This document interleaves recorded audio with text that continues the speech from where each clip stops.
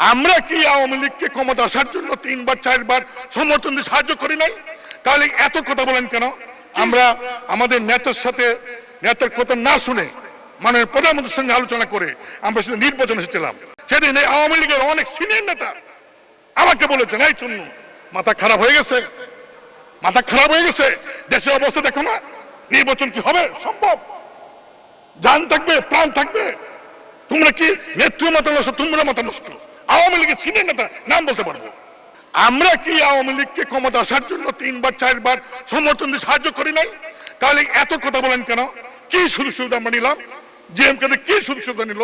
মানুষ স্পিকার এই পার্লামেন্ট সহ আওয়ামী লীগ লোকেরা শুধু বারবার বিএনপির নাম বলে, তাদেরকে নাম বলে বলে তাদেরকে রাজনীতির প্রতিষ্ঠা করেছে। বিরোধী দল আমরা, আপনারা আমাদের সমালোচনা করুন, আমাদের বিরুদ্ধে বলেন, আপত্তি নাই। 2014 সাল মানুষ স্পিকার নির্বাচন আমার নেতা এসে সাহেব নির্বাচন করবেন না ডিক্লেয়ার করেছেন, বিএনপি করবে না, কোনো দল করবে না।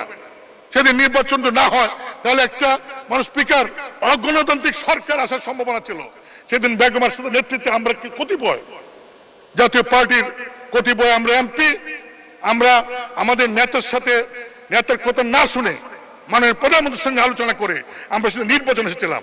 এবং সেদিন মাননীয় প্রধানমন্ত্রী সাক্ষী, আমরা যখন মাননীয় প্রধানমন্ত্রীর সাথে নির্বাচনের বিষয়ে কথা বলতে যাই, সেদিন এই আওয়ামী লীগের অনেক সিনিয়র নেতা আমাকে বলেছেন, এই চুন্নু মাথা খারাপ হয়ে গেছে, মাথা খারাপ হয়ে গেছে, দেশের অবস্থা দেখো না, নির্বাচন কি হবে সম্ভব?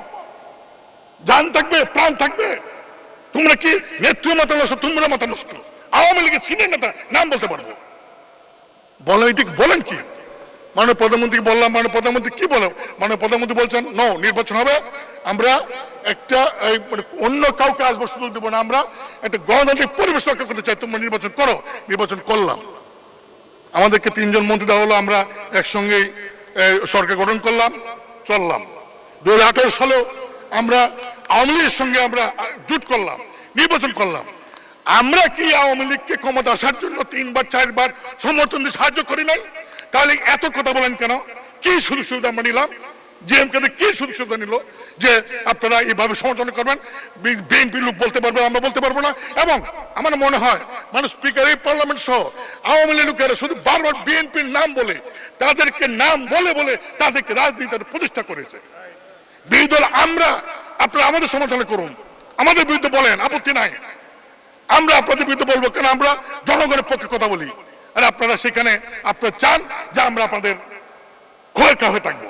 আপনারা চান পার্লামেন্ট, আপনার 350 এমপির মধ্যে 300 উপর আপনার এমপি, আপনার সরকারের যে সমস্ত ভালো কাজ আপনারা বলেন না করছে কে? বলতে পারেন না? বলেন, আপনারা কেন আশা করেন যে আমরা আপনাদের পক্ষে বলবো? আমরা তো বিরোধী দল, আমরা বলবো সরকার ত্রুটি, আমরা বলবো সরকারের যে সমস্ত দুর্নীতি, আমরা বলবো প্রশাসনের যে সমস্ত অনিয়ম, সেগুলো আমরা বলবো। আপনারা কেন আশা করেন? কেন এইভাবে আপনারা আমাদেরকে আমাদের চেয়ারম্যান সম্পর্কে না জেনে, না বুঝে, ইতিহাস না জেনে এখানে যা ইচ্ছা তা আপনারা বলে যাবেন?